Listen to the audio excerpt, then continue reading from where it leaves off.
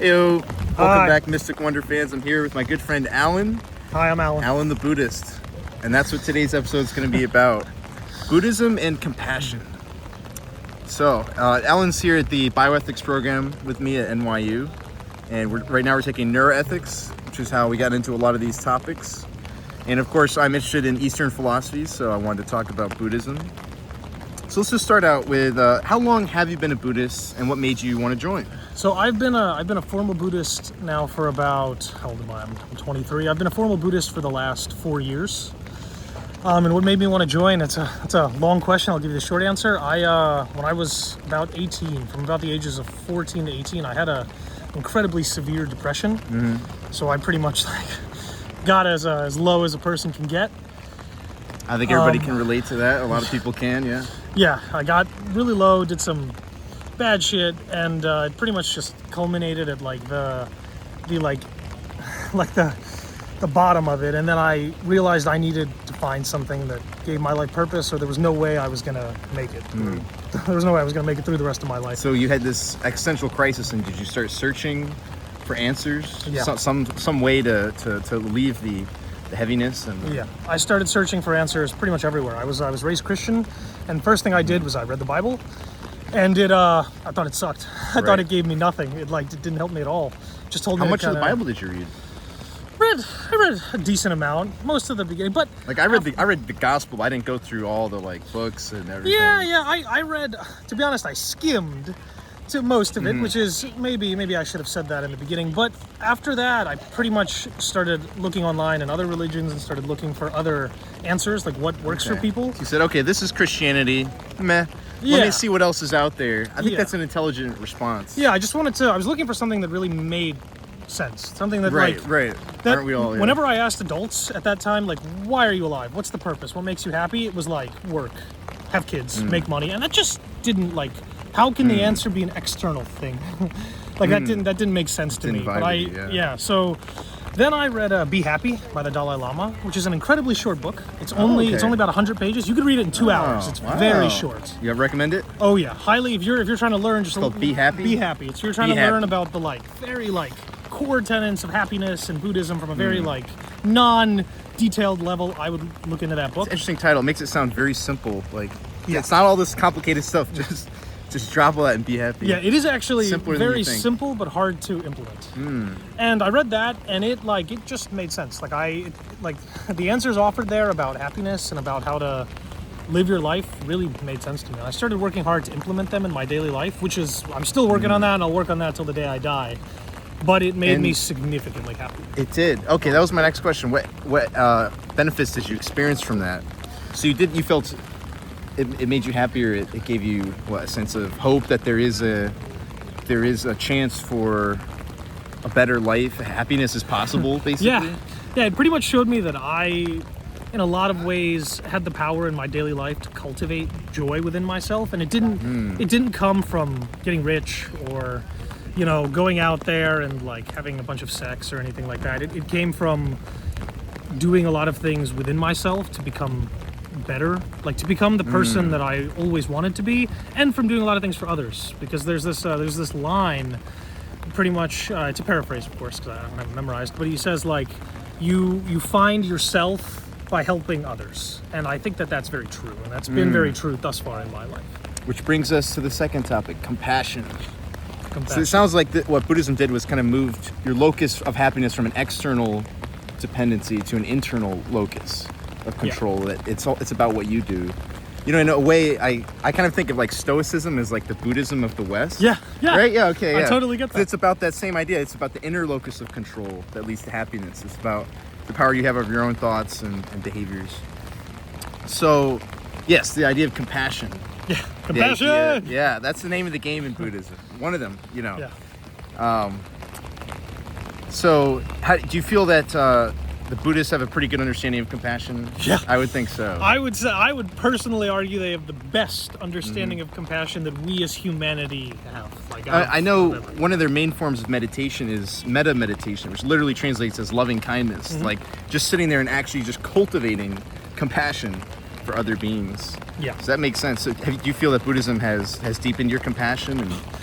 Oh yeah, I'm Ukrainian. And I grew up in a Soviet family, and like being a Ukrainian man, I was taught like don't cry, don't like when I was upset, I was angry, and I spent my like from the ages of 14 to 19, I was very angry. Like that was like I didn't know how to be sad. Wow, I wouldn't guess it from talking to you now. Thank you. Wow. I've worked very hard, and it was just anger. But through Buddhism and daily practice, I have learned how to cry again. And like when I see a sad movie, I cry. When I see something sad in life and I'm alone, I'm able to cry. And what is your daily practice? Is it a meditation?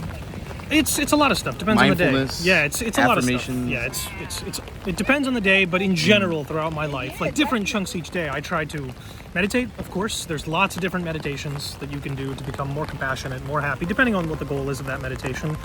I work hard to help people. Every time I come to New York, I make it pact with myself to buy at least one homeless person food. Oh, that's nice. Yeah, when it's hot outside, I will go buy a case of water and give it out. It only costs me $5. So it sounds like a way of life, really. Your practice becomes life itself. Yeah. That it's always practice. Yeah. Everything you do. There is never a time when I am not practicing. Whether it's I'm in New That's York great. or I'm driving in my car or I'm even like sitting at home with my girlfriend.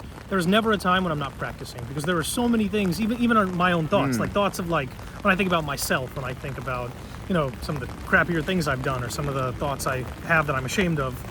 There's still a sense of compassion that we should have to ourselves. To not, it's not about judging or hating Passion ourselves. for It's yourself. about- Yeah, that's so important. Yeah. Yes, accepting yourself, completely loving yourself unconditionally. Yeah, and I always am working to be better because I know I'm not who I want to be, but who I am is good enough for right now. It's way better than who I was, and that's what I think matters. It's about the derivative, Right, not yeah. the It's about exact the direction, point. Yeah. the progress you're making. So it sounds like Buddhism is more of like this whole perspective shift in itself as a practice. Yeah. Wow, that's really interesting. I like this idea of like self-love as a prerequisite to true compassion and love for others, because if you're still not even compassionate with yourself, how can you be truly compassionate for everyone else? Yeah. You're thinking, you don't deserve compassion. I don't even deserve compassion. Yeah. And then that's going to stop Yeah. you. Right. Yeah. And Buddhists in a lot of ways believe that there is no self. They think the self doesn't exist. They think it's just like the idea of I and me is just we use that because we don't know how else to speak or how else to exist. All we know is like this body and this mind. And so we should, like, Buddhists believe that the ultimate goal is to be compassionate for everyone because they think they are a part of you. Like, just by existing, because there is no self, our selves are ultimately very intertwined. We are all one if there's no Yeah. individual border. Exactly, but that's very hard. Like, that's the concept of emptiness, and I think it's the hardest concept in all of Buddhism. It's very difficult. But It is. I think a more realistic way to start, instead of doing that, is to just be compassionate for yourself, because that is the only self that we actively know. And so that's like we have to love ourselves, even if we're not happy with who we are right now, even if there are parts of us we wish weren't there. They're still us, and as long as we're working to better them, then we should love them. They're there for a reason. Absolutely. So I think the weaker claim is that in Buddhism, like this idea of a unchanging individual self is really not that unchanging. It's flexible, it's fluid, it's always changing, ever shifting. Impermanence, Yeah. is kind of the idea. Yeah. It's all impermanent. Yeah. It's transient. And then the stronger claim is that the entire idea of the individual self is actually an illusion itself. The idea that you are separate, fundamentally separate from other people, is itself the illusion. And I can see how that connects to compassion, because if we're all one, compassion for one is compassion for all. Yeah. It's compassion for all conscious beings, because it's compassion for consciousness itself, for life itself. Yeah, compassion is also, I think, the best method to love yourself, because I spent during my pretty much my teenage years, I wasn't a very compassionate person. Like, I was very selfish. It was about like I wanted power, I wanted affection, it was very like I wanted and needed these things, and everything I did was to get them for myself. But by practicing compassion these last few years, by working really hard to be kind to everyone around me, by working hard to be kind to people I don't know, it's developed a self-love for myself that I've never had before. Like, you can convince me of a lot of things, you can call me a lot of things, but you can't ever make me not love myself anymore. Oh, so it goes the other way too. By extending love and compassion to others, it teaches you how to be loving and compassionate towards Yeah. yourself. Oh, yeah. So it does go both ways like that. Oh, That's yeah. very interesting. Yeah. And that's a lot of times when I've talked to like people who are very hardcore capitalists about Buddhism, and they're like, being kind to others, like, why would I spend my hard-earned money to buy someone a meal? That's 10 of my dollars. But in a sense, if this helps, you're making a transaction. You're making a transaction for self-love. And I try not to think about it that way, but that's what I tell them, and it rings with them. They're like, "Oh, so I'm buying self-love." Like, that makes sense. That's so funny. The capitalist has to put it into these transactional terms.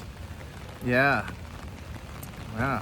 So one interesting thing that I wanted to include was neuroscientists have made these claims that they found the happiest man in the world. Now, obviously, it's a bit sensationalist. It's not me.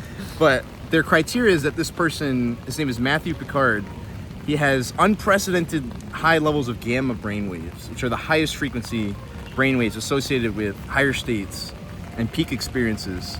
And he said, you know what he said is the secret to happiness is compassion. He's right. That's what it is. I think he's right. He's arguably one of the happiest people alive. Yeah. So I think that's really strong testimony that compassion really is key. Yeah. Yeah. It just the trajectory of my life has been, since I've become a Buddhist and since I've started working daily, it has pretty much done an entire 180, because I was a deeply miserable human being. I was like very depressed, like, and it really, like, there was, I didn't see a way out of it. And then since I found Buddhism, and since I've worked so hard to become a Buddhist and practice it daily, and that doesn't mean that I don't have days where I fail, days where I'm angry and tired and I do something unkind, and that's okay. I still love myself for trying. Yeah, and tomorrow I try to be better and learn from my mistakes. But it pretty much has revolutionized my life and my path forward. And I have to just quick shout out to my, if you're watching this in Nepal, my buddies Abu and Norbu. These are my monk friends. These are my gurus, my teachers. Cool. And they have taught me the majority of everything I know after reading Be Happy. So Abu and Norbu. They are. Abu and Norbu. Thank you guys Shout so out much to you for guys. everything you've taught me.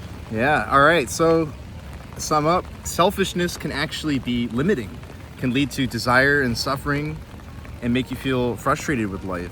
Whereas compassion, how can I help others? How can I make other people happy? Just that thought alone is already freeing and opens you up to a whole new perspective of life that gives hope. Yeah. That gave me hope. Yeah. So research it for yourself. Check it out. Thank you Try for a little watching. bit of Buddhism. Thanks for watching.